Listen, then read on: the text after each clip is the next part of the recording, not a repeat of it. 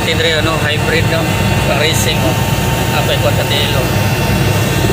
Kani pelisan ako niyo duha ka buok, duha ka pare sa lovebird no. Ano yung kinaon dre?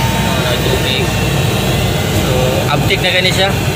Di para dati medyo luya karon uptick na kayo. Amo ni akong lovebird pelis, amo ni yung kalapati. Na isuga manusik na karon uptick na gani siya. Para tong una dre nga medyo nagluya. Abot kay urag mahalatan ni klase nga kalapati, gi-research na ako na sa presyo nga 15,000, 20, 20 depende no. Abot lang ani kung pila ni. Basta ako pilisan ko na ni lovebird kay di ko man magamit kay saraw na ko kabuok. Okay ra nanay pares duha. Ay bayi no. Yang mata medyo may pagka asukar ang color sa mata oh, sukar. Sa nindot ta klase. Trigo ang ginapakawanan ni mo niya. Ano yung kuwan? Gusto ko maka-trigo. Ang lovebird, kalapati.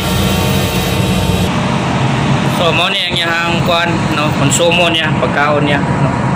Napay tunga, no, napay tunga. So ito abot tumahurot. So daghan pa ni kayo, di pa niya mahurot basta-basta. Punta lagi no, umano madayon no. Ilis o lovebird na do kapares. Eh mas nindot kasi itong lovebird para sa ako kay pang display.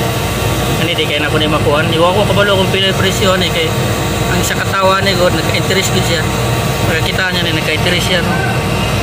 Ulihan daw niya og duha ka kalapati gyapon. Sabi ko ayoko.